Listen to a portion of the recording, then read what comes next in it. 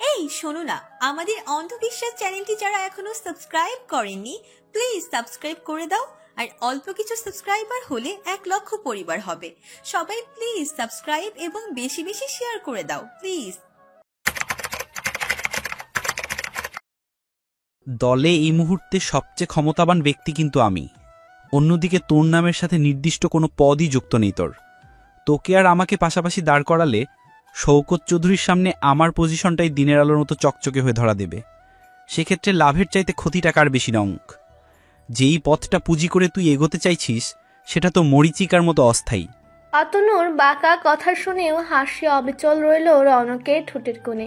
হাসি বিলীন না করে কণ্ঠস্বরে বেশ কাঠিন্য ভাব এনে সে বলল, আপনি যে আমাকে টিস্যুর মতো ইউজ করে পরবর্তীতে ফেলে দেবেন না তার কি গ্যারান্টি? আজকে আপনার কথা মতো রাজি হয়ে গেলাম, এরপর কাজ শেষে দেখা গেল আমার নাম নিশানা গায়েব করে দিলেন। তাহলে লাইফ রিস্ক নিয়ে আমি আপনার সাথে কাজ করব কেন? শোন রনক, অতীতটা ছাড়া তোর সাথে আমার শত্রুতার কোনো কারণ নেই। আর অতীত ধরে রাখা তোর স্বভাব হতে পারে, কিন্তু আমার স্বভাব না। আমি সবসময় ভবিষ্যৎ চিন্তা করতে পছন্দ করি। কাজ আর পার্সোনাল গ্রাজ আমার কাছে সবসময় আলাদা। মুখের কথায় কতটা নির্ভরতা আছে ভাই। ঠিক আছে, তাহলে তুই বল, তুই কি চাস? আমার কাজটার বিনিময়ে কি চাই তোর? হাল ছেড়ে দেওয়ার ভঙ্গিতে বলল অতনু। বিনিময়ে কয়েক মুহূর্তের মৌনতা ধারণ করে রইল রৌনক। সময় নিয়ে বলল, চাওয়া আছে আমার দুটো। একটা হলো আসন্ন কমিটি নির্বাচনে পুরো কমিটির নকশা পাল্টাতে হবে। মিন্টু ভাই যে আপাতত সভাপতির পদে বসে আছে তাকে সরিয়ে আপনি হবেন সভাপতি, আর আপনার পদটা মানে সাধারণ সম্পাদকের পদটা আমাকে দিতে হবে। কি বলতেছ? বুঝে শুনে বলতেছিস? এটা তো আমার হাতেই নাই। এসবের সিদ্ধান্ত দিবেন নিজাম সাহেব। সরসে বিরোধ করে উঠল অতনু। বিপরীতে রৌনক শীতল গলায় বলল, আর সেই নিজাম সাহেবের কাছের মানুষও আপনি। এতটুকু কাজ যে আপনার দ্বারা অসম্ভব না সেটা আপনিও জানেন অতনু ভাই। ভেতরের কথা কিছু জানা আছে আমার। শুনেছি চৌধুরী সাহেব অতি শীঘ্রই মিন্টুকে বহিষ্কার করতে যাচ্ছে, কারণ সে বেইমানি করেছে দলের সাথে। নির্বাচনে দলের অনেক গোপন খবর বিরোধী দলের কাছে লিক করে দিয়েছে, আর মিন্টুকে সরিয়ে দিলেই অটোমেটিক ওর পদটা আপনার কাছে চলে যাবে। এরপর আপনার পদ হবে শূন্য। এখন আপনি যদি চান। কথা সম্পূর্ণ করলো না রৌনক। অতনু একটু দমে গেছে। এত ভেতরের খবর ছেলেটা পাচ্ছে কোত্থেকে? আনিস শেখ? স্বগতিতে আনিস শেখের উদ্দেশ্যে নোংরা কত গালি ছুড়ল অতনু সহসা। এরপর ছোট্ট শ্বাস ছেড়ে বলল, আর দ্বিতীয় চাহিদা? ওটা কাজ শেষে বলবো। ঠিক আছে, তুমি যেমন চাইছিস সেভাবেই সব হবে। এবার বল, আমাকে সাহায্য করতে তুই রাজি কিনা? যেই মুহূর্তে আমি পদ পাবো সেই মুহূর্ত থেকে মনে করেন আপনার ছায়া হয়ে যাব। তোর সততার প্রমাণ? ছায়াকে কখনো প্রমাণ দিতে হয় না ভাই। ছায়া অক্ষয়। পৃথিবীতে সমস্ত কিছু ছেড়ে গেলেও ছায়া কখনো সঙ্গ ত্যাগ করে না। একটুখানি থেমে রৌনক পুনরায় বলল, মুখের কথা আর বন্দুকের গুলি কখনো ফেরানো যায় না। আমি রৌনক একবার বলে দিছি আপনার হয়ে আমি কাজ করব, তার মানে অবশ্যই করব, এই আমার ওয়াদা। মনে সন্দেহ থাকলে বিকল্প যে ব্যবস্থা ভালো মনে হয় নিয়ে রাখবেন। পূর্ণ স্বাধীনতা রইল। আজ তবে উঠি। গা ঝাড়া দিয়ে উঠে দাঁড়ালো রৌনক। অতনু বলল, যাবি? আসল কথাই তো হলো না। আজকের মতো কথা এতটুকুই। যেই মুহূর্তে আপনি আপনার কথা রাখবেন সেই মুহূর্ত থেকে আমিও আমার বিশ্বস্ততা দেখাতে শুরু করব। চিন্তা নেই, আজ থেকে আসা যাওয়া লেগে থাকবে। আস্তে ধীরে সব কথাই হবে। এরপর আর অপেক্ষা না করে দ্রুত পায়ে বেরিয়ে গেল রৌনক। ওর গমন পথে নিশ্চুপ তাকিয়ে রইল অতনু। কিছু বলল না। পুরোপুরি ভরসা ও রৌনককে কখনোই করতে পারবে না।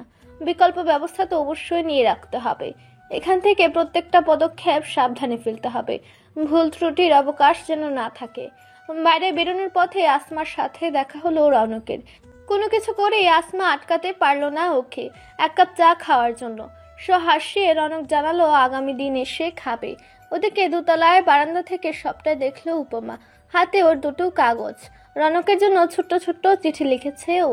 ভেবেছিল ভাঁজ করে চায়ের কাপের নিচে রেখে দেবে। কাপ ওঠালে চিঠি পাবে মানুষটা। কিন্তু ওর তো সব কাজেই তাড়াহুড়ো। চা না খেয়ে চলে যাচ্ছে। এখন সাধের চিঠি দুটো তবে কিভাবে দেবে?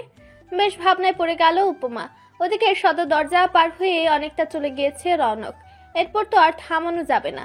কোনো কিছু না পেয়ে তড়িৎ একটা কাগজ মুচড়ে দলা পাকিয়ে রনকের মাথা বরাবর ছুড়ল উপমা।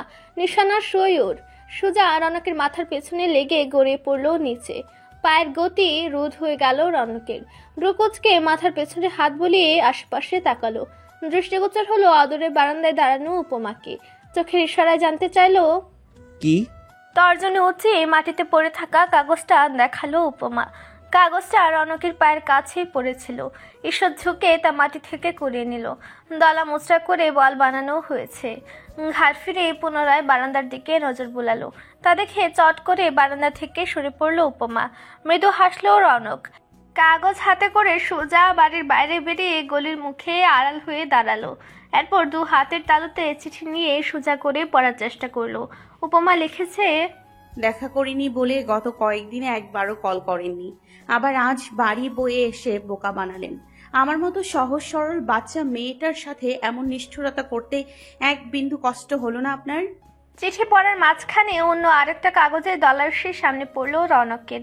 হাতের কাগজটায় ভাঁজ করে দ্বিতীয়টা কুড়িয়ে নিয়ে পড়তে শুরু করলো। আমার কথা তো মনেই পড়ে না আপনার। এত চিঠি দেই ভুল করে উত্তর লেখেন না। কি নতুন কাউকে পেয়ে গেছেন? শুনে রাখুন, খবর নিয়ে যদি জানতে পারি নতুন কারোর সাথে আপনার খুটুর মুটুর চলছে, আমি উপমা একদম ঘুষি মেরে ওই মেয়ের দুই পাটি দাঁত খুলে ফেলবো বলে দিলাম। সরল রেখার মতো সহজ মেয়ে মোটেও ভাববেন না আমাকে।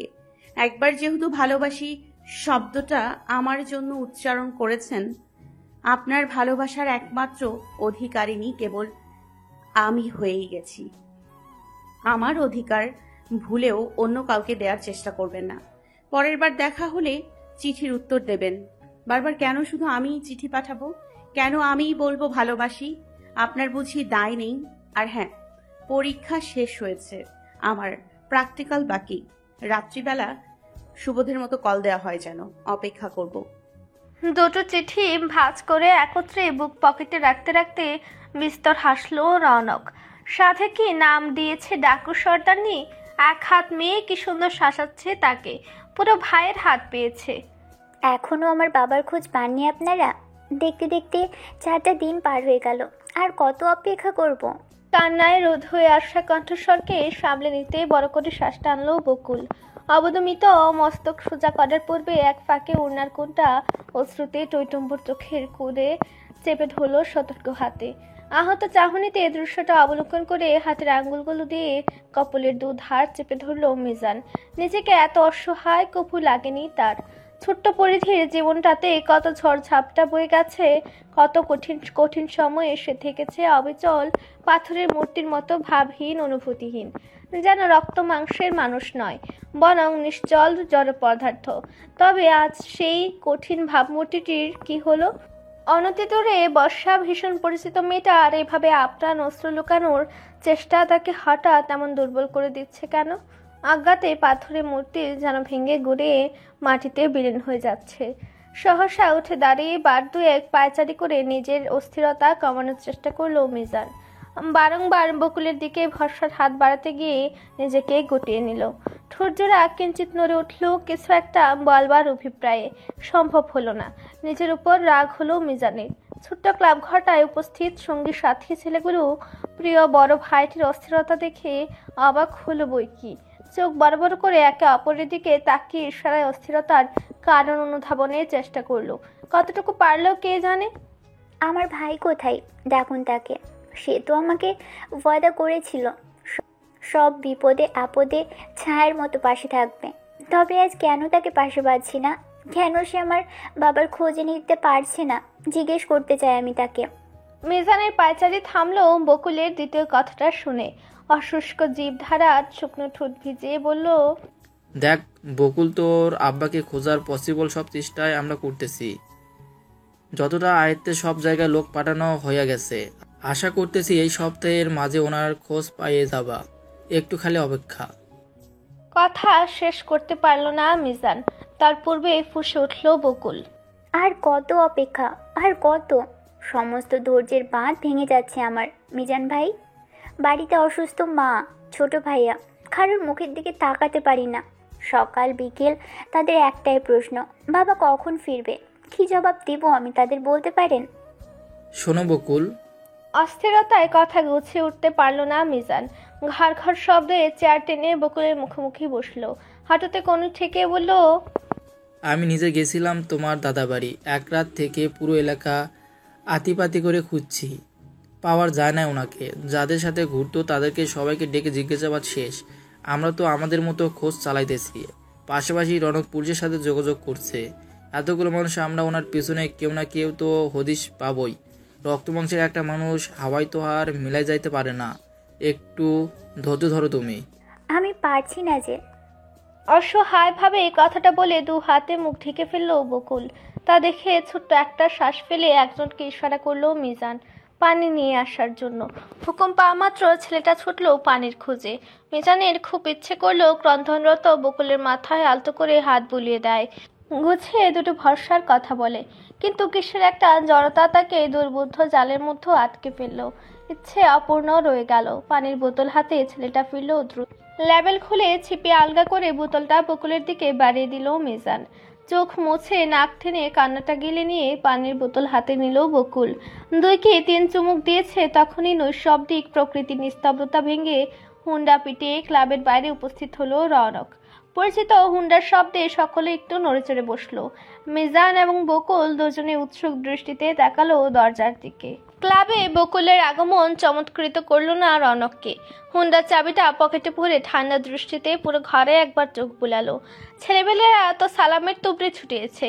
শান্তভাবে সালামের জবাব দিয়ে হাত নেড়ে সকলকে প্রস্থানের ইঙ্গিত করলো রনক। থাকলো শুধু সে, বকুল আর মিজান। রনক এলে চেয়ারটা ছেড়ে দাঁড়ালো মিজান। ওর দেখা দেখি বকুলও। রনক বকুলকে পুনরায় বসতে ইশারা করে চেয়ার টেনে নিল নিজের কাছে। বসতে বসতে নরম গলায় বলল, তোমাকে তো বলেছি যে করে হোক তোমার আব্বাকে খুঁজে এনে দেব। ভাইয়ের উপর বিশ্বাস নেই? বিষয়টা সেরকম নয় ভাইয়া। ইতস্ততভাবে কান্না মাখা গলায় বলল বকুল। আর রনক এক দৃষ্টিতে ওর দিকে তাকিয়ে কি মনে করে এগিয়ে গিয়ে মাথায় হাত রাখলো। ভরসার হাত পেয়ে ভাইয়ের বুকে ঝাঁপিয়ে পড়ল বকুল। এবার আর কান্না পেল না। উঠলে উঠতে চাওয়া কান্নার ব্যাগটা হুট করে প্রশমিত হয়ে গেল। কেবল অস্পষ্ট স্বরে সে বলল, আমার এত ভয় লাগছে কেন ভাইয়া? কেন মনে হচ্ছে কিছু একটা ঠিক নেই, খারাপ কিছুর আভাস পাচ্ছি। রৌনক ওর কথায় তাল মিলালো না। স্পষ্ট সুরে ভরসা দিয়ে বলল, আজে বাজে কথা একদম চিন্তা করবে না। তোমার ভাই বেঁচে থাকা অবস্থায় খারাপ কিছুই তোমাদের স্পর্শ করতে পারবে না। 2টা দিন আর সময় দাও আমাকে। বিশ্বাস রাখো ভাইয়ের উপর সব আগের মতো করে দেব। এবারে খানিক নরম হলো বকুল। সোজা হয়ে বসে মাথা নাড়ল। তা দেখে রৌনক কিঞ্চিত ঠোঁট প্রসারিত করলো। ওরা কেউ দেখলো না পেছনে আরেকজনও নির্ভর হয়ে খানিক হাসতে পেরেছে। বকুলের সাথে আরো কিছুটা ক্ষণ গল্প করে মিজানের সাথে ওকে বাড়িতে পাঠিয়ে দিল রৌনক। সাথে সাথে দিল হুন্ডার চাবি। মিজানের মনের ভেতর এমনই কিছু ঘুরছিল। বন্ধুর থেকে হুকুম পাওয়া মাত্রই খুশি হলো সে। প্রসন্নতা তার হাসি গাঢ় হলো। সহাস্যে চাবি হাতে নিয়ে এগিয়ে গেল হুন্ডার দিকে। ভাইয়ের থেকে বিদায় নিয়ে বকুল অধীর পায়ে এগুলো বাইরে। ইদানিং তার ভীষণ ইচ্ছে করে ভাইদের সাথে গিয়ে থাকতে। একসাথে এক বাড়িতে বড় ভাই ছোট ভাই সবার সাথে মিলেমিশে। ভাইরা তাকে অসম্ভব ভালোবাসে ও স্নেহ করে, তা বকুল জানে। বোঝ হওয়ার পর থেকে বাবা মায়ের ভালোবাসার পাশাপাশি ভাই বোনের ভালোবাসার ভীষণ অভাব বোধ করেছে বকুল। একসময় এত আফসোস করেছে বাবা মায়ের বড় সন্তান বলে, পরবর্তীতে যখন মায়ের জীবনের নোংরা সত্যগুলো বাইরে বেরিয়ে এলো প্রথমে মানতে পারেনি। একসময় ভাইদের সাথে দেখা হলো, ভাইদের সান্নিধ্য পেল, তখন মনের বরফটা কিভাবে যেন গলতে শুরু করলো। এখন ভাইদের জন্য ওর এত মায়া হয়। মনে হয় কেন তাদের বাবা আলাদা হলো। বাবা যদি এক হতো, অভিন্ন একটা পরিবার পেত সে আর বিহন। 3 ভাইয়ের আদরের বোন হতো। কিন্তু এসব তো শুধু স্বপ্ন। চাপা দীর্ঘশ্বাস ছেড়ে পিছু ফিরে ছোট ভাইকে আরেকবার দেখে নিল বকুল। স্মিত হাসি ঠোঁটে ফুটিয়ে হাত নেড়ে বিদায় জানালো রৌনক। ওদিকে হুন্ডায় উঠে নিজের মধ্যে একটা ভাব এসে গেছে মিজানের। ঠোঁটের কোণের হাসিটা সরছেই না। এক ফাঁকে ভিউ মিররটা হাত দিয়ে নেড়ে ছেড়ে ঠিক করে নিল মিজান। ছোট্ট আয়নায় চট করে প্রতিফলিত হলো রনকের ছোট্ট অবয়ব। অজান্তে রনক দেখে ফেললো ওর হাসি। এই হাসির অর্থ একটু ভিন্ন। ভ্রুজোড়ায় কুঞ্চন লাগলো রনকের। তা দেখে তৎক্ষণাৎ মিজান হাসি বন্ধ করলো। একটুখানি কেশে বকুলকে ইশারা করলো। বকুল আর সময় নিল না, হুন্ডায় উঠে বসলে সা করে বেড়ে গেল মিজান।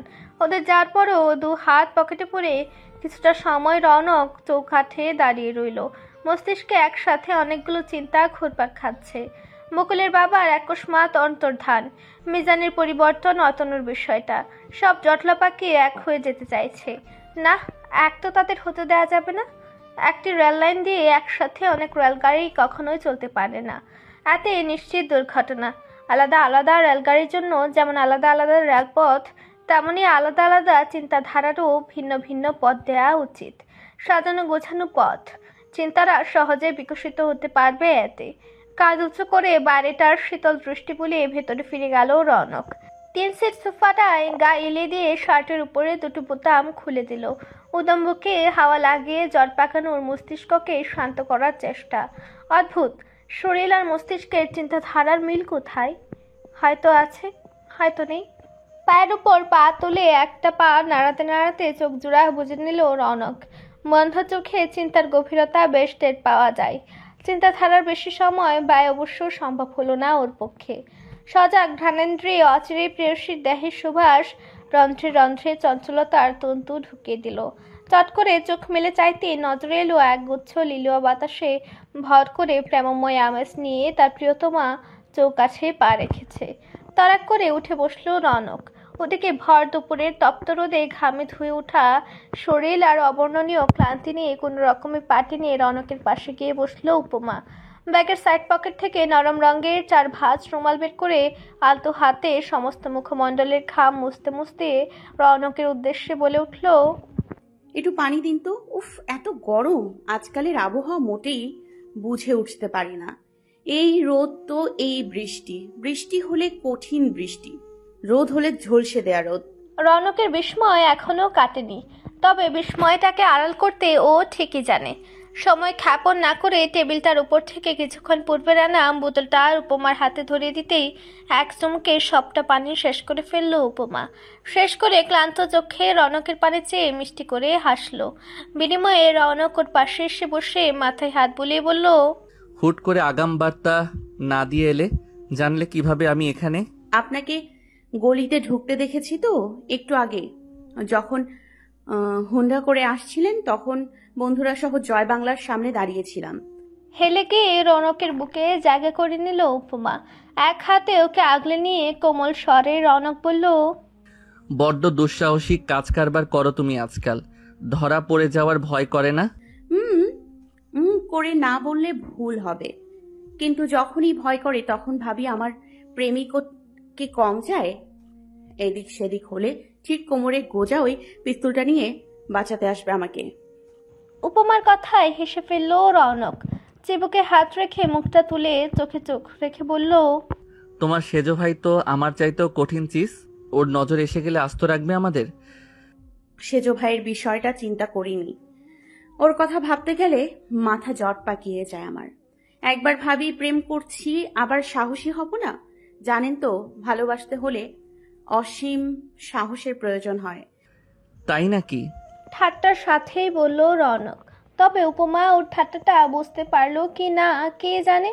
উদাস কণ্ঠে বলল, আমি ভবিষ্যৎ ভাবা মেয়ে, সবকিছুর ঊর্ধ্বে ভবিষ্যৎটা কি হবে সেই চিন্তা আগে আসে। কিন্তু আমাদের বিষয়টা নিয়ে কেন যেন ভবিষ্যতের ভাবনা ভাবতে ইচ্ছে করে না, সব ধূসর ধূসর লাগে, পথ খুঁজে পাই না। উপমার দুশ্চিন্তা পুরোটাই বুঝতে পারে রৌনক। ঠাট্টা করতে আর ইচ্ছে করে না, বরং আঙুল সরিয়ে চিবুকের উপর সিগারেট পোড়া ঠোঁটজোড়ার আলতো স্পর্শ এঁকে দিয়ে বলে, ভবিষ্যৎ নিয়ে বেশি মাথা ঘামাতে যাবে না মেয়ে, ভবিষ্যৎ অনিশ্চিত, ও শুধু দুশ্চিন্তা আর হতাশা বাড়াতে জানে। নিশ্চিত তো তোমার বর্তমান, প্রত্যেকটা মুহূর্তকে এমনভাবে বাঁচো যেন কোনো আক্ষেপ না থাকে। ভবিষ্যতের পরিকল্পনায় সময় নষ্ট করে লাভ আছে? রেলগাড়ির বগির মতো একের পর এক পরিকল্পনা সাজাতেই থাকবে, কোনো কারণে তা বানচাল হয়ে গেলে সেই হারটা মেনে নিতে পারবে না। কি হবে? যা অদূর তাকে নিয়ে ভেবে, যা তোমার হাতের নাগালে তাকেই আষ্টে পৃষ্ঠে বেঁধে রাখো না। রাখো। রৌনকের পানে চেয়ে দুষ্টুমি ভঙ্গিমায় বলে উঠল উপমা। রৌনক ধরতে পারল ওর দুষ্টুমি, নিজেও মজা পেল। এক পাশে মাথা হিলিয়ে বলল, অবশ্যই, একদম আষ্টে পৃষ্ঠে কিন্তু। রৌনকের ইশারা বুঝতে দেরি হলো না উপমার। প্রশস্ত হাসি হেসে 2 হাতে ঠেলে দিল ওকে। পাশে থেকে একটা শপিং ব্যাগ তুলে রৌনকের হাতে ধরে দিয়ে বলল, খুলে দেখুন তো পছন্দ হয় কিনা। বান্ধবী আমার হাতের কাজ শিখছে, ওকে দায়িত্ব দিয়েছিলাম পাঞ্জাবি কিনে সুতোর কাজ করে দিতে। আজ এতদিনে কমপ্লিট করলো কাজটা। রৌনক অবাক হয়ে ব্যাগ হাতে নিল, বলল, হঠাৎ পাঞ্জাবি কেন? আমার আরেক বান্ধবী মিতালির বিয়ে আগামী সপ্তাহে, এই পাঞ্জাবি পরে আপনি আমার সঙ্গে যাবেন। পাঞ্জাবিটা বের করে রৌনক দেখলো সফেদ জমিনের পাঞ্জাবি।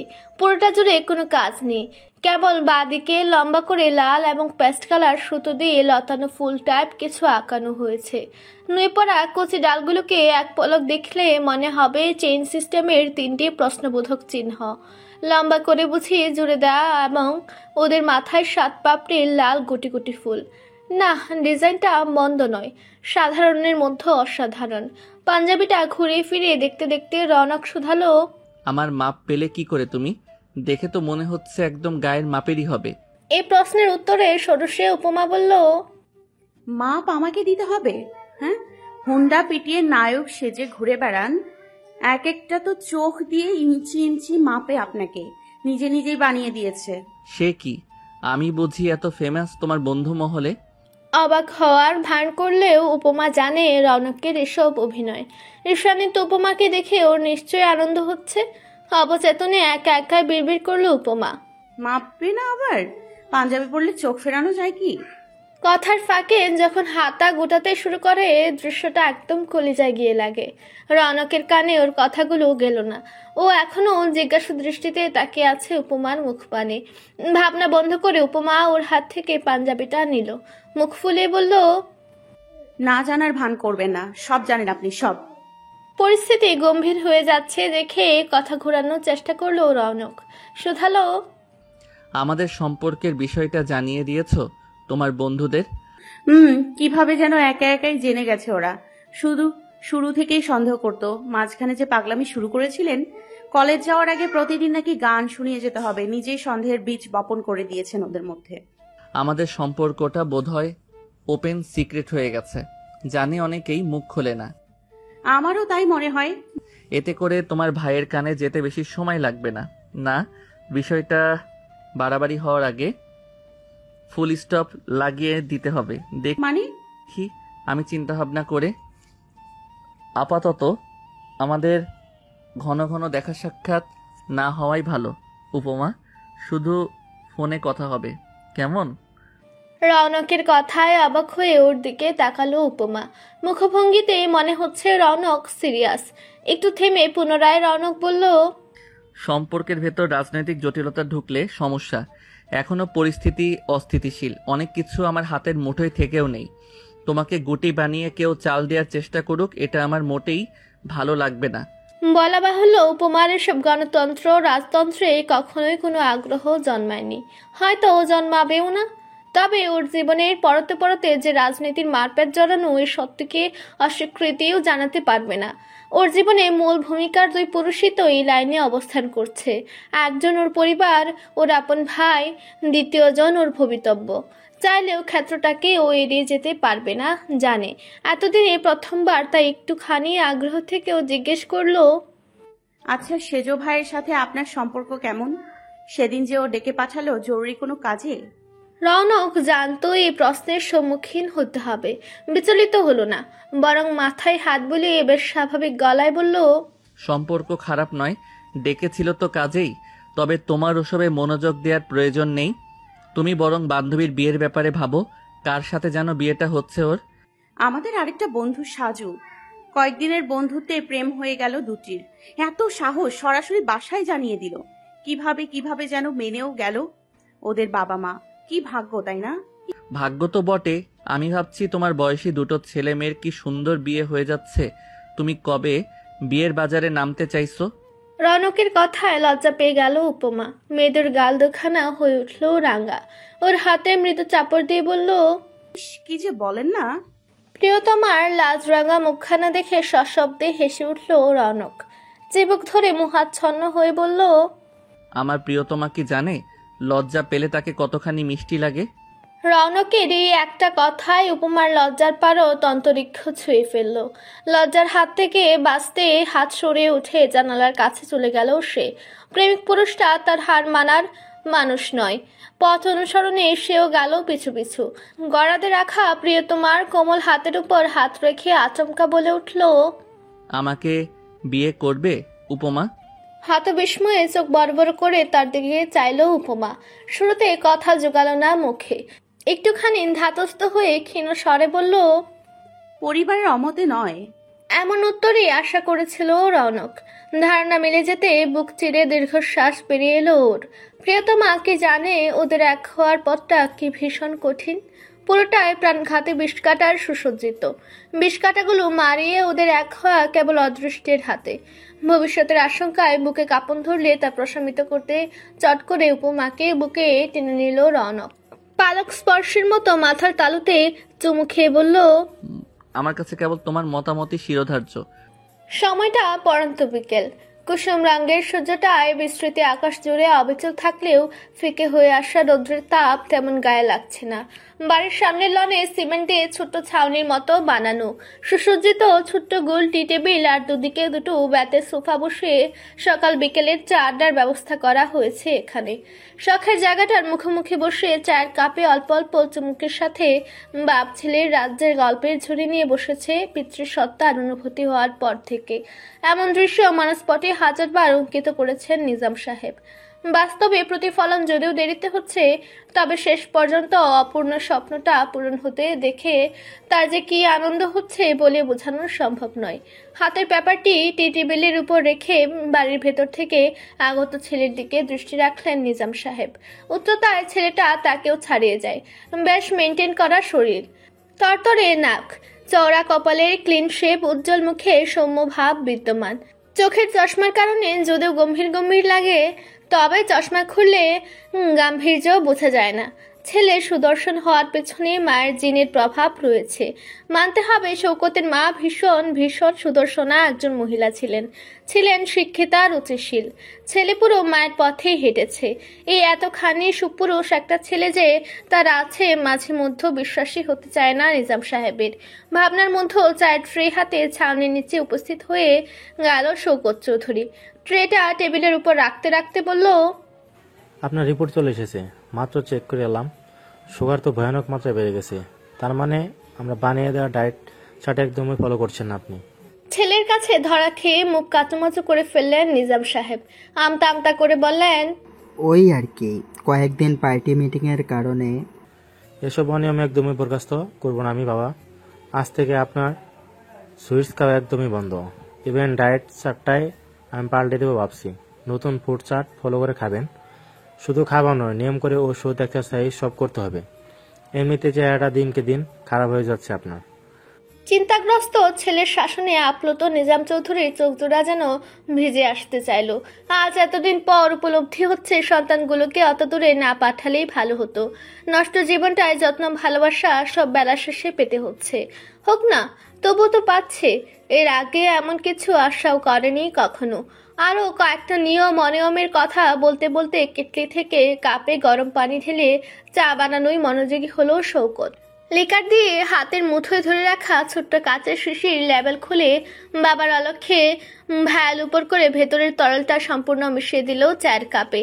ছেলের ভালোবাসার চাদরে ঢেকে যাওয়া নিজাম চৌধুরীর অভিজ্ঞ চৌকস দৃষ্টিজোড়া ধারণা করতে পারল না নামহীন কোনো তরল অজান্তে তার জন্য গরলে রূপান্তরিত হতে পারে। চা বানানোর শেষে বাবার হাতে চায়ের কাপটা তুলে দিতে দিতে শৌকত বলল, আগামীকাল থেকে আমার ডিউটি শুরু।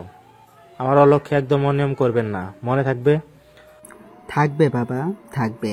কত শাসন করছিস বুড়ো বাপটাকে। সহাস্যে চায়ের কাপ টেনে নিয়ে ওতে চুমুক বসালেন নিজাম সাহেব। বাবার প্রসন্ন মুখমণ্ডলে দৃষ্টি বলে রহস্য মাখা গলায় শৌকত বলল, শাসন তো ভালোবাসার আরেক বহিঃপ্রকাশ বাবা। এতদিন আপনার সাথে অনেক অন্যায় করেছি, তার জন্য আমি অনুতপ্ত। জানি না ক্ষমা করতে পারবেন কিনা, তবে এখন সব মিলিয়ে নেব বলে এসেছি। অন্যায় তো আমিও তোদের সাথে কম করিনি। ক্ষণস্থায়ী জীবনে ওসব মনে রেখে কি লাভ? তার চেয়ে যতদিন বেঁচে আছি বাপ ছেলে এক হয়ে আনন্দেই কাটাই। সহাস্যে শৌকত মাথা নাড়ল। নাকের ডগা থেকে চশমাটা ঠেলে উপরে উঠিয়ে বলল, ডোন্ট ওয়ারি বাবা, I will be there till the end of your life, it's my promise. Your শব্দটা বলার সময় গলার স্বর ক্ষীণ শোনালো শৌকতের। সবটা হয়তো শুনতে পারলেন না নিজাম চৌধুরী। সরল হাসলেন। শৌকতের প্রসারিত হাসিটা কিন্তু সরল মনে হলো না। চশমার আড়ালে তার শীতল দৃষ্টির ভাষাও ভিন্ন। কে জানে গল্পের কোন মোড় ঘোরাতে তার এই আকস্মাত আগমন। সরোবরের স্বচ্ছ জলের মতন ত্বক, টলটলে মসৃণ। সে ত্বকের ভেতরে সবকিছু খালি চোখে দৃশ্যমান। একটু মনোযোগী দৃষ্টিতে তাকালে দেখা যায় ত্বকের ভিতর ছোট্ট ছোট্ট ডিম্বাকৃতির কিছু একটা গর্ভ নারী দ্বারা সংযুক্ত। কিন্তু অবাক করার বিষয় হলো এই ডিম্বাকৃতির পর্দাটা ভেতর কোনো এক মানব শিশুর ভ্রূণ নয়, বরং শ্বেত শুভ্র একটি গোলাপ কলি ভেসে বেড়াচ্ছে। দৃশ্যটা নজরবন্দি হওয়ার পর আয়নায় ঘুরে ফিরে নিজেকে বারবার দেখে নিল আসমা। চোখের ভ্রম কিনা যাচাই করার জন্য আঙ্গুল দিয়ে চোখ কষলে দেখল, না, ভ্রম তো নয়। জঠরে তার মানব শিশুর পরিবর্তে সত্যি সত্যি একটি সাদা গোলাপের কলি ঠাঁই পেয়েছে। ভীতু আসমা কম্পমান তার হাত জোড়া আলতো করে জঠরে ছোঁয়াতেই কলি নড়েচড়ে প্রস্ফুটিত গোলাপের রূপ নিতে শুরু করলো। পুরোটা পারল না যদিও মাঝপথে হুট করে জঠরের স্বচ্ছ ত্বকটায় তীক্ষ্ণ ধারালো কিছুর আঘাত অনুভব করলো। চোখ তুলে দেখলো একটি ছোট্ট রূপালী স্ক্যালপেল। ত্বক ফেটে গলগল করে নিংড়ে যেতে শুরু করলো ভেতরের সব কিছু, এমনকি অর্ধ প্রস্ফুটিত গোলাপটাও। যন্ত্রণা হলো আসমার, ভীষণ যন্ত্রণা। শরীরে মনে গুমড়ে উঠল ভেতরটা। ব্যথাতুর গঙ্গানি কণ্ঠ চিরে বেরিয়ে আসতে চাইল, কিন্তু ব্যথাটাকে প্রকাশ করলো না সে।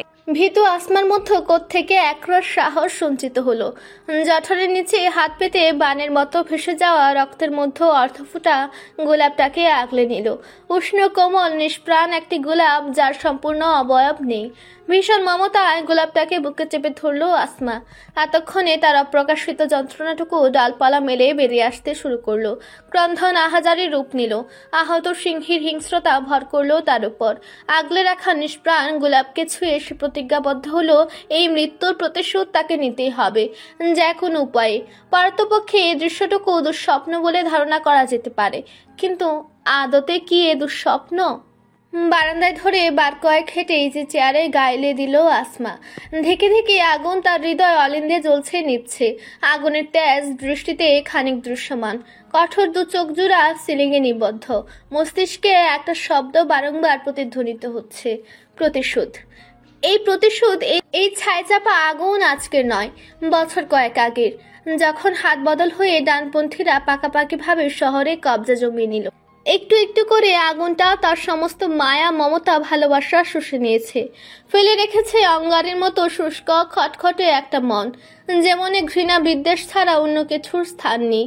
এই যে আজকের এই সংসার, সর্বগুণে গুণান্বিতা গৃহিণীর আভিজাত্যের দাপট, সব একটা নাটকের অংশ। জীবনটা তার হয়ে গেছে ঠিক মহাকালের মঞ্চ।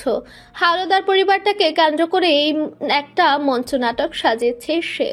টিভির পর্দার মতো নয়, বাস্তব নাটক, যেখানে চরিত্ররা কেউই জানে না এই নাটকের সমাপ্তি কি। সমাপ্তি শুধু সে জানে, যার হাত ধরে নাটকের সূচনা হয়েছে, অর্থাৎ আসমা। ভাবি, ভাবি, কোথায় তুমি? আমি তোমাকে খুঁজি। বারান্দার অপর দিক থেকে উপমার কণ্ঠস্বর শোনা যাচ্ছে।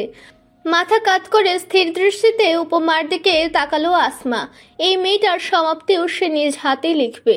যদিও মেয়েটার এসবের সাথে কোনো সংযোগ নেই, নির্ঝঞ্ঝাট বাচ্চা একটা মেয়ে, মায়া মায়া কথা বলে, সবাইকে দু হাতে আগলে রাখতে চায়, কিন্তু প্রতিশোধের অনলের কাছে এসব মায়া মমতার স্থান ভীষণ ঠুনকো, একেবারে নেই বললেই চলে। পারতপক্ষে প্রতিশোধের খেলায় ওর সম্পৃক্ততা না থাকলেও অপরাধ শুধু এতটুকু, ও অতনু হাওলাদারের বোন। এই পরিবারের প্রত্যেকটা মানুষের এই অপরাধ কেবল এইটাই। বিষয়টা খুব খানিক দুঃখজনক। সব কটা মানুষ অপরাধ না করে অপরাধী। অবশ্য ধ্বংসাত্মক জীবনে অপরাধ তারও কিছু কম কিংবা বেশি ছিল না। তবু সে বলি হয়েছিল সেদিন, বলি হয়েছিল তার ছোট্ট সুন্দর পরিবারটা। নোংরা পলিটিক্সের জাতাকলে পিষে অঙ্কুরে বিনাশ ঘটেছিল একটি নিষ্পাপ প্রাণের, যার সম্পর্কে পৃথিবীর কেউই অবগত ছিল না, দুজন ব্যক্তি ছাড়া, আসমা এবং তার মা। অঙ্কুরটাকে নিজ হাতে বিনাশের মাধ্যমে শুরু হয়েছিল যে নাটকের সূচনা, তার সমাপ্তি হবে পুরো বংশকে নির্বংশ করার পর। এরপর সেও ছেড়ে দেবে এই পৃথিবীর মোহ। শরীর সর্বোচ্চ জীবনটার ভার টানার ক্ষমতা ধীরে ধীরে হারিয়ে ফেলছে। ভীষণ ক্লান্ত লাগে ইদানিং। আচ্ছা, কি আছে এই পলিটিক্সে? একটা ধ্বংসাত্মক খেলা ছাড়া অন্য কিচ্ছু নয়। শাসক গোত্র সবসময় জনসাধারণের কাছে বিস্ফোরার মতো ব্যথা দেয়, যন্ত্রণা দেয়, দাগ দেয়, কিন্তু পাকাপাকিভাবে অপসারণ করা যায় না। তাদের একচেটিয়া শোষণ যেন নিরীহ মানুষগুলোর উপরেই শুধু। নিরীহ মানুষ কাতারে পড়ে গেছিল বলে কি কঠিন এই খেসারতটা দিতে হলো তাকে? প্রলম্বিত শ্বাস ফেলে স্থির হয়ে বসলো আসমা। মৃদু শব্দে উপমার দৃষ্টি আকর্ষণ করার চেষ্টা করলো। আমি এই দিকে ফিরে তাকে মিষ্টি হাসলো উপমা।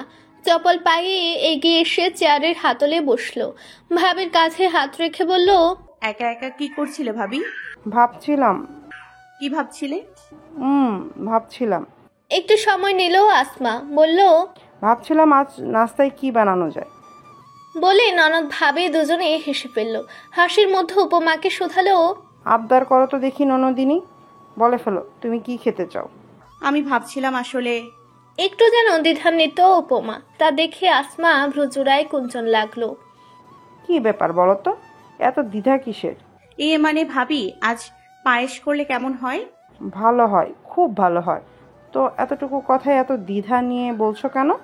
এই এক মিনিট, পায়েসটা কি কোনো উপলক্ষে কেন্দ্র করে বানাতে বলছো? ধরা পড়ে যাওয়ায় লাজুক হাসলো উপমা। চোখ নামিয়ে বিড়বিড় করে বলল, আজ তার জন্মদিন ভাবি, আর জন্মদিনে তো। লজ্জায় কথা সম্পূর্ণ করতে পারল না উপমা। তা দেখে সশব্দে হেসে উঠল আসমা। বুঝতে পেরেছি, আমার ননদিনী প্রিয়তমকে পায়েস খাইয়ে চমকে দিতে চায়। হ্যাঁ, কি যে বলো না ভাবি, বিষয়টা মোটেই তেমন নয়। বিষয়টা হলো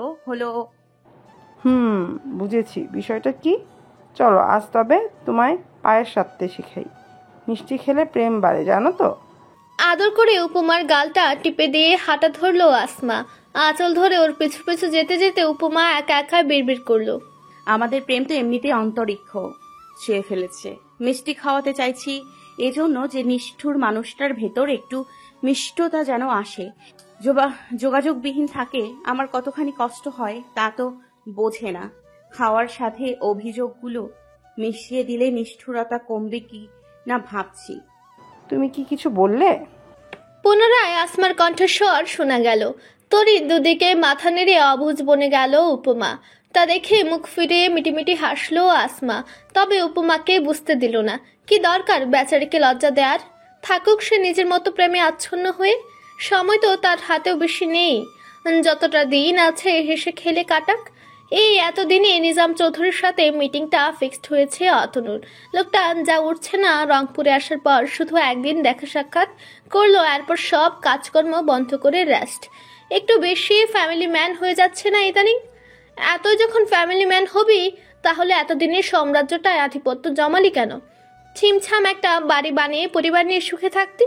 অযথায় জায়গা দখল। বিতৃষ্ণায় মুখ তেতু হয়ে উঠল অতনুর।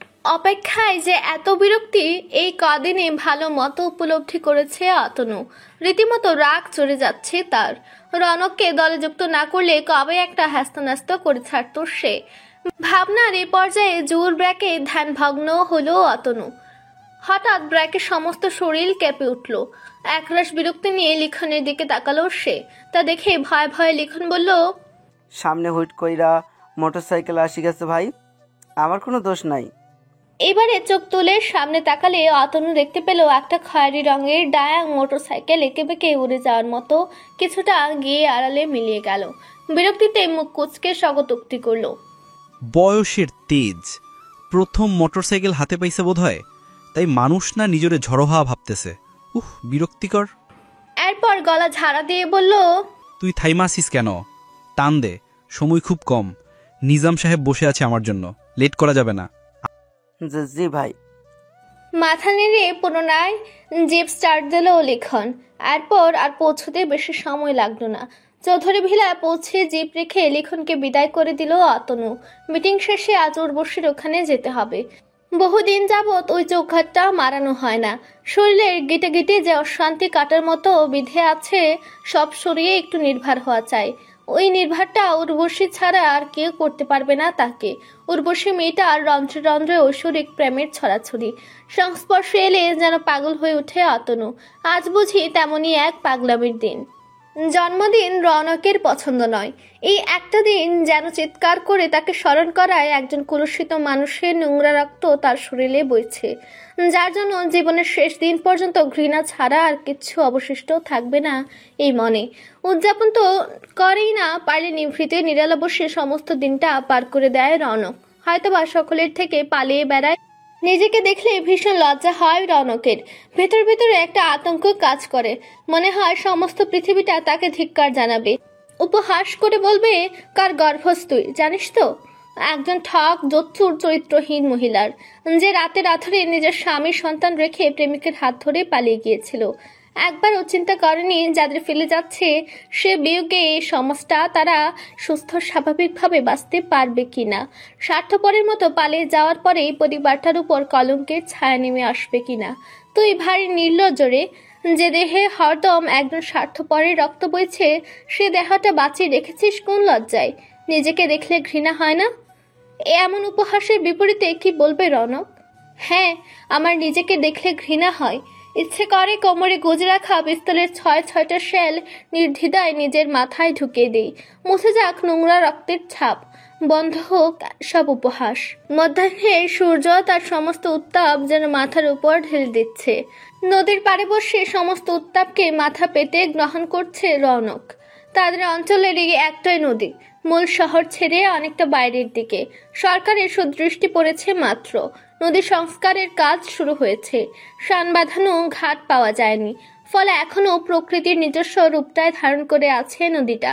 চারিদিকে পাহাড়ি ঢালের মতো গাছপালায় আচ্ছাদিত ঘন জঙ্গল। পাড়ে বসলে জঙ্গলের কারণে মানুষের উপস্থিতি বোঝা যায় না। এই ভর দুপুরবেলা নিরাগ পড়া প্রকৃতি, নেই কোনো জনমানুষের দেখা, আর না কোনো পশু পাখি।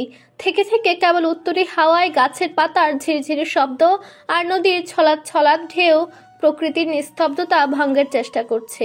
একা একা খারাপ লাগছে না রৌনকের। বাতাসে মন খারাপের বাষ্প মিশিয়ে নিজেকে হালকা করার চেষ্টা করছে ও। বিষাদময় এই জগৎটার একটা আলাদা জগৎ, এর সাথে পরিচিত জগতের কোনো মিল নেই। বিষাদপূর্ণ ভাবনা সকল নিয়ে বিষাদপুত্র যখন ভীষণ ব্যস্ত, ঠিক তখনই তার অবগুণ্ঠিত জগতের সমস্ত নিস্তব্ধতায় চির ধরিয়ে এক মোটরসাইকেল আরোহী এসে উপস্থিত হলো নদীর পাড়ে। সে একা আসেনি, সাথে নিয়ে এসেছে বিষাদপুত্রের জীবনের একমাত্র উচ্ছলতাকে। রৌনক ধারণা করেছিল উপমার সাথে ফের আজ দেখা হবে তার, কিন্তু এই অবস্থায় এই স্থানে সেটা ধারণা করেনি। অবাকের চাইতে অপ্রস্তুত হলেও বেশি।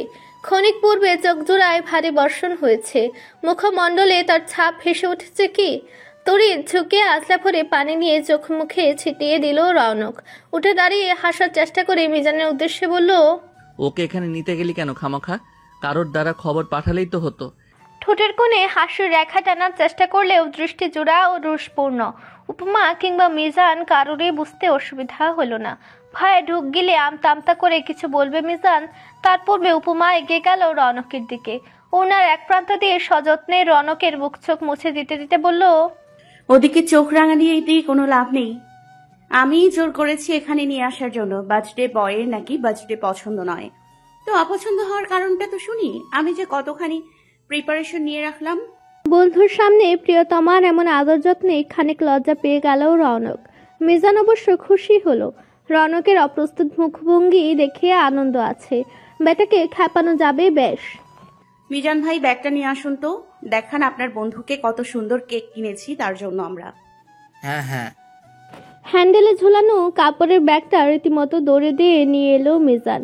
এদিকে রৌনকের হাত ধরে টেনে তাকে ঘাসের উপর বসালো উপমা। এরপর ব্যাগ থেকে এক একে বেরিয়ে এলো মাঝারি সাইজের সুন্দর ডিজাইনের একটি চকলেট কেক, কেক কাটার ছুরি, সাথে রঙিন কাকটা মোমবাতি আর একটা ক্যামেরাটা অবশ্য উপমার। গত সপ্তাহে ছোট চাচা বিদেশ থেকে পাঠিয়েছেন। উপমা তো ভেবেছিল কস্মিন কালেও এই জিনিস ছুঁয়ে দেখবে না, তবে আজ আসার সময় কি মনে করে সাথে নিয়ে এসেছে। ভেবেছে এই বাহানায় মানুষটার সাথে ছবি থাকবে তার। ছবিগুলো বাঁধিয়ে এনে কিছু ছবি তাকে দেবে, কিছু নিজের ড্রয়ারে লুকিয়ে রাখবে। যখনই মনে পড়বে বের করে দেখে নেবে। কি দারুণ আইডিয়া! এতখানি আয়োজন দেখে বিস্ময়াভিভূত হলো রৌনক। মিজানকে দ্বিতীয় দফা চোখ রাঙানি দিয়ে বলল, এত কিছুর প্রয়োজন ছিল? বার্থডে আমার মোটেই পছন্দ না। সব সময় সব কাজে এত না না করেন কেন?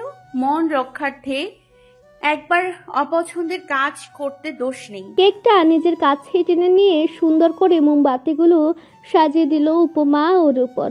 মিজানকে ইশারা করতে পকেট থেকে দেড়শলায় বের করে মোমগুলো জ্বালাতে শুরু করলো। নদীর পাড়ে হাওয়ার ব্যাগ বেশি, বারবার নিভে যেতে চাইছিল মোমগুলো। কোনো রকমে একবার সব কখানা জ্বালানো হলো। রৌনককে তারা দিল মোমে ফু দেওয়ার জন্য। অগত্যা তারা খেয়ে অপছন্দের কাজটাকে সহাস্যে করতে হলো রৌনককে। মোম সরিয়ে বাচ্চাদের মতো হ্যাপি বার্থডে গান গেয়ে হাতে ধরে কেকও কাটালো উপমা। বিস্ময়, বিরক্তি, সবকিছুর ঊর্ধ্বে একটা ভালো লাগার অনুভূতি সর্বটা ক্ষণ আচ্ছন্ন করে রাখলো রৌনককে। কেক কাটিং এর পর কিছুটা খেয়ে বাকি কেক প্যাকেটবন্দি করে মিজানের হাতে দিয়ে দিল উপমা, ছেলেপেলেদের ভাগ করে দিতে। কিন্তু এতটুকুতে রাক্ষস সেনাদের পেট তো ভরবে না। চিন্তা করে প্যাকেট থেকে কিছু টাকা বের করে মিজানের হাতে ধরিয়ে দিল রৌনক। টাকা এবং কেক হাতে রৌনক উপমাকে বিদায় জানিয়ে ফিরতি পথ ধরল মিজান। যাওয়ার আগে নতুন ক্যামেরায় স্মৃতিটুকুকে বন্দি করতে ভুলল না। মিজান যাওয়ার পর ক্যামেরা হাতে ছবিগুলো ঘুরিয়ে ফিরিয়ে দেখছিল রৌনক। তোর মধ্যে ব্যাগ থেকে পায়েসের বাটিটা বের করে রৌনকের দিকে এগিয়ে দিল উপমা। হালকা কেসে বলল, আমি বানিয়েছি। বিস্ময়ে চোখ বড় বড় করে বাটিটা টেনে নিল রৌনক। নাকের কাছে ঘ্রাণ নিয়ে এক চামচ মুখে পুরতে স্বাদে চোখ বন্ধ হয়ে গেল তার। টপাটপ আরো কয়েক চামচ মুখে পুরে মুগ্ধতার সাথে বলল, চমৎকার হয়েছে।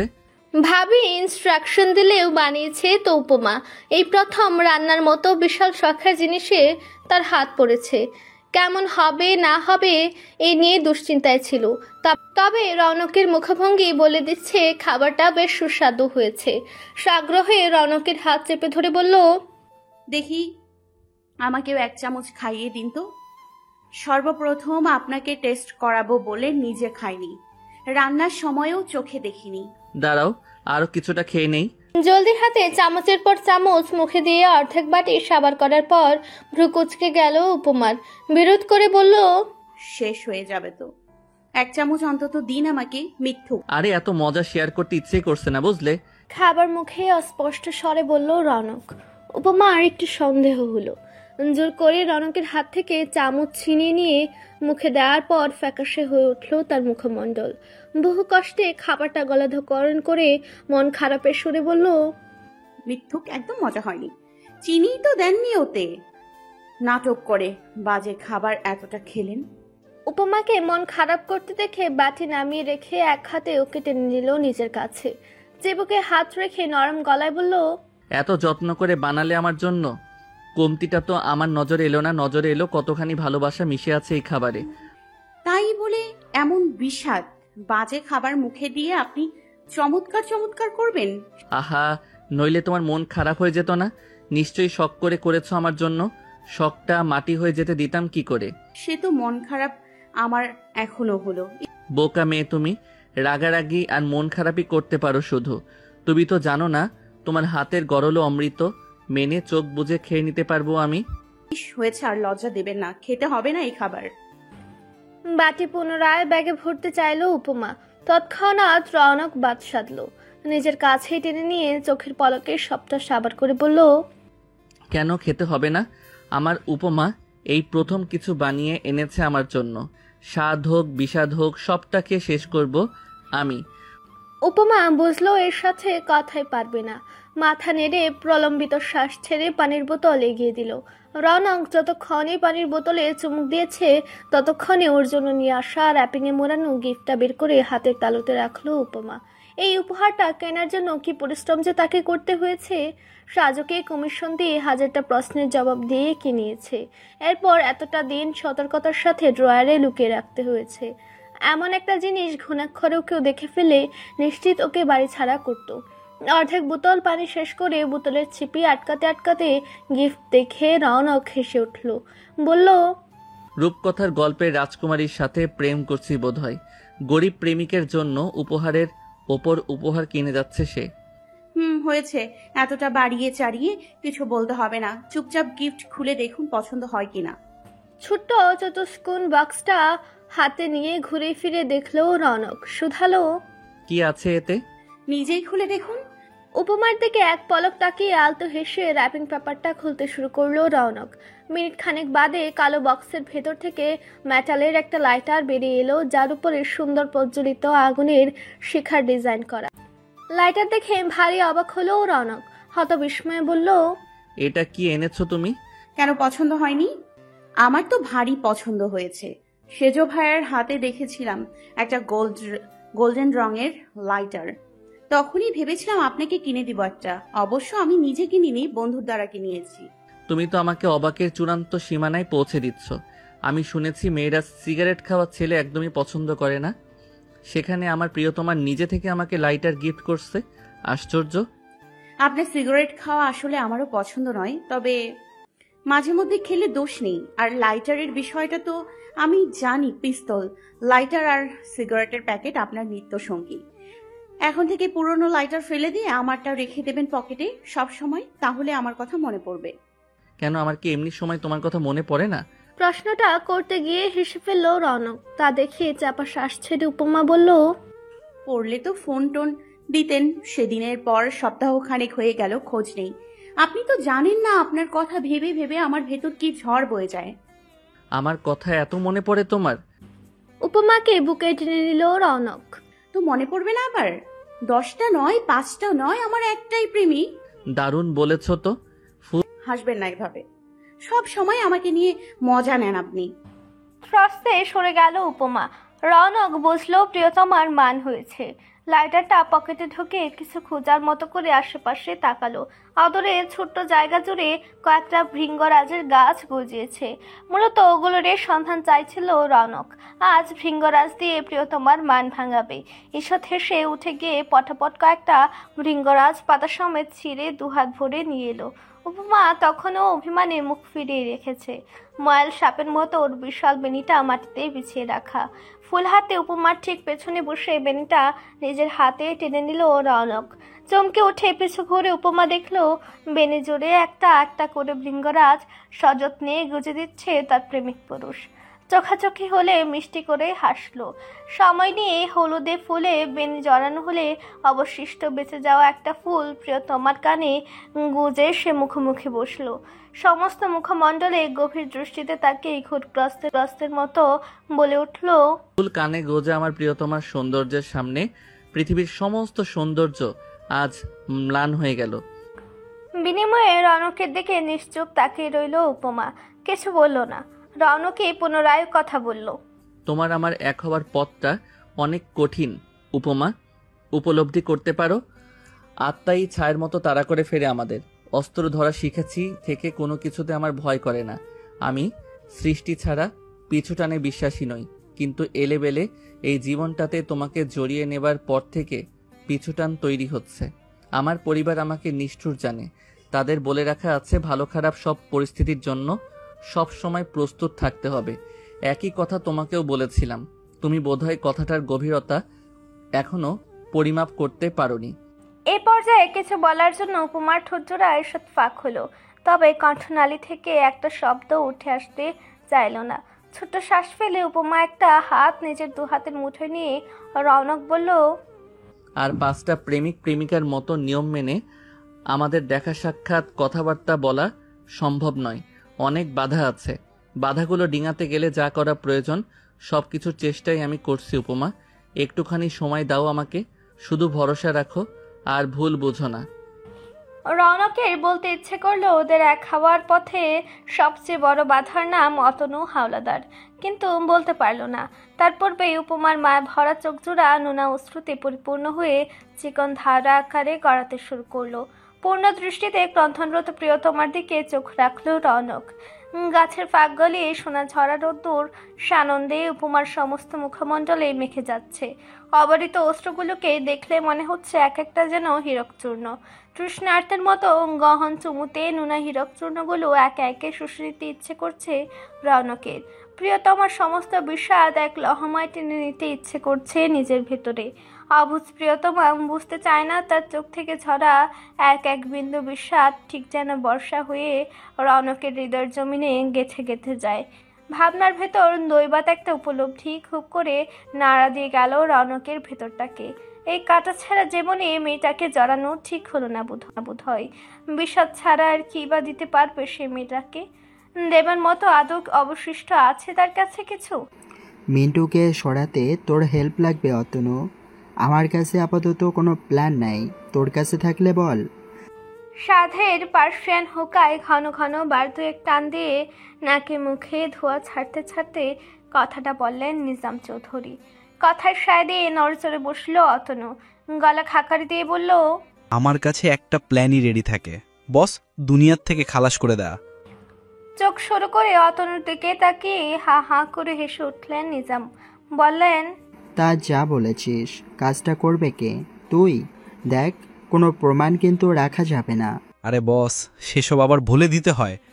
এমন একজন মানুষ আমার কাছে আছে যে কাজ শেষ করবে, ছায়ারও খোঁজও কেউ পাবে না। বেশ বেশ, তাহলে যা ভালো বুঝিস কর, আইনি ব্যাপার সেপারে জড়াতে যাস না। অবশ্য সেসব নিয়েও কোনো ঝামেলা নেই, আমার ব্যাকআপ সবখানেই রেডি। দ্বিতীয় দফায় হা হা করে হাসলেন নিজাম। হাসি শেষে বললেন, কিন্তু এমনভাবে পরিকল্পনা করবি খুনটাকে যেন খুন না দুর্ঘটনা মনে হয়। অবশ্যই, সেটা নিয়ে আপনাকে চিন্তা করা লাগবে না। হুকা হাতে মাথা ঝাঁকালেন নিজাম। ভ্রুজোড়া সংকুচিত করে চত্বরে আরেকবার চোখ বুলিয়ে অতনু বলল, মিন্টুর বহিষ্কারের গুঞ্জন আপাতত স্টপ করে দেওয়ার ব্যবস্থা করেন বস। গুঞ্জন কি রে? এই নিউজ তো কনফিডেন্সিয়াল। তুই, আমি আর আনিস ছাড়া কেউ জানে না। নাকি জানে? ব্যাপার কি বলতো? হ্যাঁ, তেমন কিছু না। গুঞ্জন উঠার পরপরই খুনটুন হইলে কেস খায়া জমো। আমারে কি তোর পাগল মনে হয়? সরাই দেওয়ার পরিকল্পনা করলে বহিষ্কারের বিষয়টা প্রচার করব কেন? আর বহিষ্কারের কথাটা তো রাগের মাথায় বলছিলাম। মিন্টু যে অপরাধটা করছে তার সাজা শুধু এতটুকুই হইতে পারে না। বস, মিন্টুর পর ওই পথটা কিন্তু আমার। বালক সুলভ আবদার করলো যেন অতনু। বিনিময়ে নিজাম পুনরায় ডাকাতিয়া হাসি হেসে পিঠ চাপড়ে বললেন, অবশ্যই অবশ্যই, এবারের কমিটি নির্বাচন উন্মুক্ত করে দিলাম।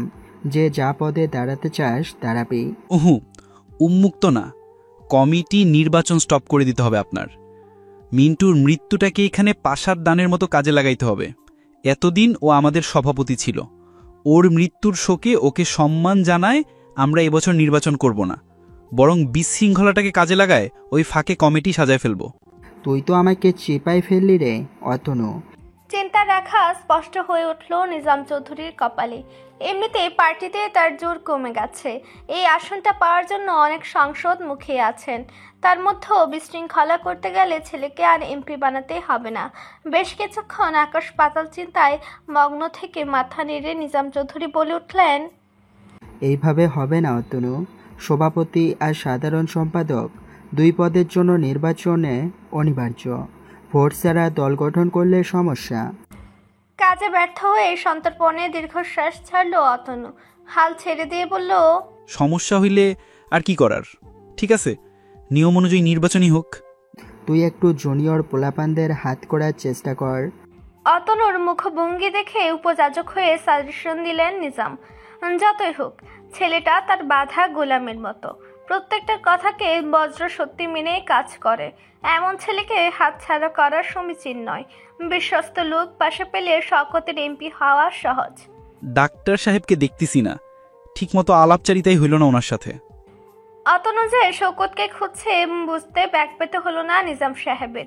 প্রত্যুত্তরে বললেন, ও তো হসপিটালে গতকাল থেকে চেম্বারে বসছে। আমাদের শহরের মানুষ কিন্তু বেশ হেল্পফুল। সহযোগীদের মানসিকতার ছেলে আমার সন্তুষ্ট। হবে না আবার, মন্ত্রীর ছেলের সাথে যেমন তেমন ব্যবহার করবে কার অত বুকের পাটা। মনে মনে বাক্যটা আওড়ালেও কণ্ঠে ফুটাতে পারল না অতনু। মৃদু হেসে সায় জানিয়ে জিপের চাবি হাতে উঠে দাঁড়াতে দাঁড়াতে বলল, আজ তবে আসি বস, আপনি রেস্ট নিন, কাজ শেষে দেখা করে যাব আপনার সাথে। এত জলদি উঠবি? ঠান্ডা গরম কিছু নিবি না? ইংলিশ খাওয়া মুখ আমার, ঠান্ডা গরমে পোষায় না। সৌজন্যের হাসির সাথে প্রত্যুত্তর করল।